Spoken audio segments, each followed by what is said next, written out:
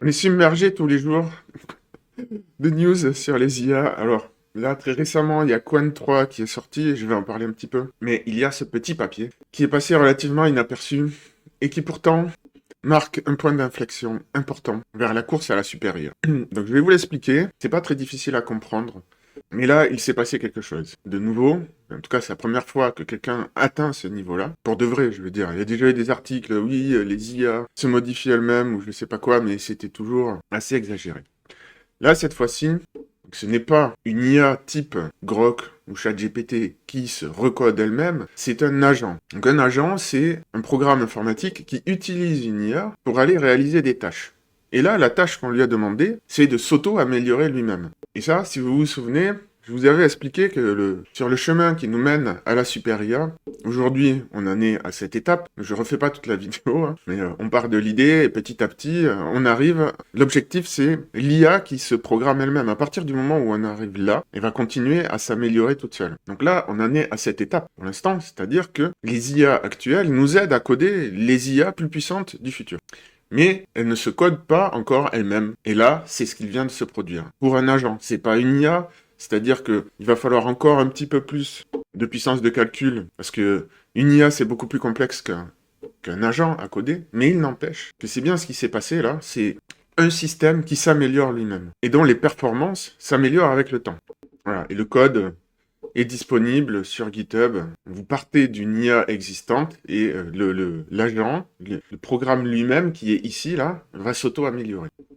Comprenez bien ce que je vous dis. Tous les jours, on a des news sur les IA, des nouvelles techniques d'optimisation de ceci, de cela, des nouveaux papiers, des publications, des nouvelles IA qui sortent. Mais dans la pratique, c'est pas évident de savoir, bon, par exemple, cette nouvelle technique, là, Flow Reasoner, est-ce qu'elle va être intégrée, est-ce qu'elle va être utilisée ou pas? Bon, il y en a tellement, c'est vraiment compliqué à suivre tout ça. Mais ce sont des améliorations souvent à la marge. Le cœur du système reste le même. Mais là, on touche à autre chose.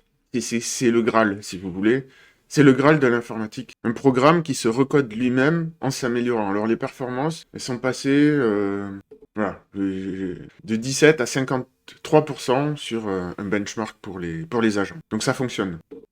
Donc comprenez bien que c'est ça l'enjeu fondamental. Pourquoi ils sont tous en train de dépenser des dizaines ou des centaines de milliards, j'ai perdu le compte, sur leur fameuse IA. C'est pour arriver à l'IA ultime en quelque sorte. Alors, ça veut pas, quand je dis l'IA ultime, ça ne veut pas dire qu'il n'y en aura qu'une. Ce sera peut-être un écosystème d'IA. D'ailleurs, c'est précisément là-dessus que Google bosse avec son nouveau protocole A2A, agent vers agent. Et le Graal, c'est l'IA qui s'améliore elle-même.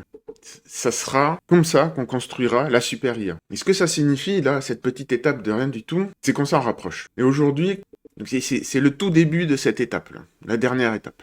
Donc aujourd'hui, on en est là, et les chiffres commencent à tomber. C'est du genre, chez Google, ils disent qu'environ 30% du code aujourd'hui est produit par les IA. Et ça ne va cesser d'augmenter. Ce qu'il faut que vous compreniez, c'est que c'est pas juste qu'on va avoir des chatbots qui s'améliorent un petit peu, qui rajoutent des nouvelles fonctionnalités. On est face à un tsunami qui se prépare de nouvelles technologies qui vont être de plus en plus puissantes et qui vont avoir des impacts dans tous les domaines. Ces IA vont être le socle de la nouvelle civilisation qui va naître. Je peux pas le dire autrement, ça semble science-fictionnesque, exagéré, mais c'est le cas. Là, par exemple, moi, j'utilise Grok pour coder, et c'est vraiment impressionnant. Il y a c'est quasiment, je vais pas dire tous les jours, mais toutes les semaines, il y a des nouvelles fonctionnalités qui sont rajoutées. Ça va à un rythme effréné et ça ne va cesser d'augmenter, ce rythme-là. Ça aura des impacts dans le médical, dans le légal, dans les robots et les usines, partout. Donc j'insiste bien lourdement là-dessus, hein, pour que vous preniez conscience de ce qui est en train de se passer.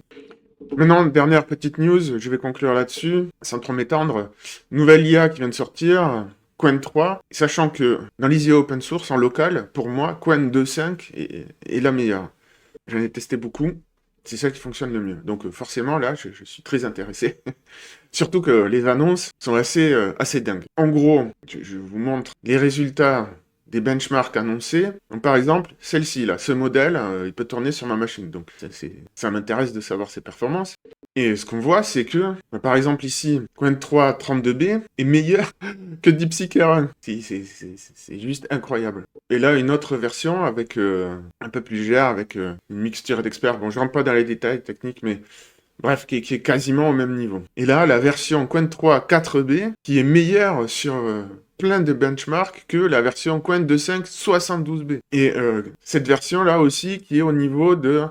Alors, QWQ 32B, donc c'est une IA, c'était une des premières IA qui résonnait de la part de Qwen.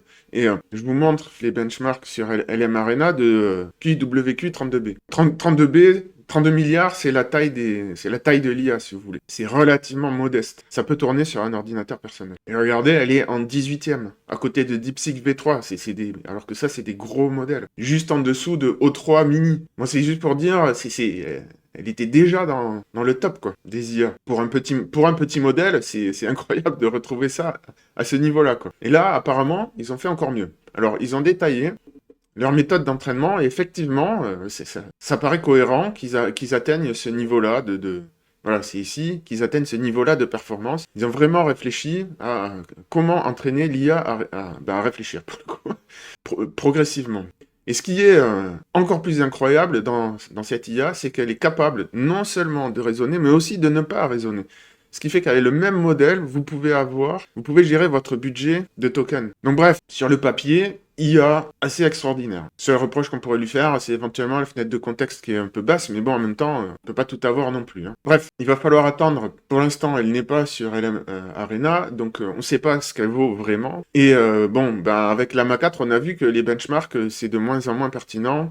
C'est pas que la MA4 en fait, hein, c'est un peu toutes les IA maintenant, et saturent un peu ces benchmarks, et ça devient difficile de savoir ce qu'elles valent vraiment. Et je vous dis ça parce que j'ai fait le test. Normalement, elle est censée être au niveau de DeepSeek R1, cette IA que j'utilise même en local. Et dans la pratique, c'est pas le cas. Donc, je me méfie un peu. Peut-être qu'il y a des manières particulières de la prompter, faut découvrir. Donc, je vous ai expliqué, les IA, faut se les approprier maintenant, faut les adopter, apprendre à les connaître. Mais bon, quoi qu'il en soit, d'arriver à de telles performances avec des IA aussi petites, bon, ça veut dire que en plus de ce que je vous ai expliqué là, que les IA commencent à s'auto-améliorer, enfin en partie, hein, le prix de l'intelligence, le prix de l'IA est en train de baisser radicalement. Donc comprenez bien que ces histoires d'IA, ce n'est que le début. Hein. J'ai fait cette vidéo vraiment pour insister là-dessus. Ça va avoir de gros impacts. Et des impacts de plus en plus gros, j'ai envie de dire, dans la timeline, c'est difficile. Est-ce que ça va être... Enfin, ça va dépendre des domaines, je pense. Mais déjà, dans les 5 ans à venir, là, ça va se ressentir fortement. Donc concrètement, qu'est-ce que ça veut dire tout ça? C'est que il va falloir s'améliorer énormément en termes de souveraineté personnelle. Dans un monde où tout est fait pour nous infantiliser. La période qui s'annonce va être tumultueuse pour la raison de l'IA et pour la raison aussi qu'on est en train de vivre la fin de la civilisation humaniste. Donc c'est ce que je vous propose sur cette chaîne aussi, de développer tous les outils de ce que j'appelle l'auto-accélération. Bon, j'en parle souvent, j'y reviendrai. Vous avez une de mes premières vidéos qui pose un peu les bases là-dessus. Et pour moi, ça commence par la méditation, c'est le socle finalement de tout le reste.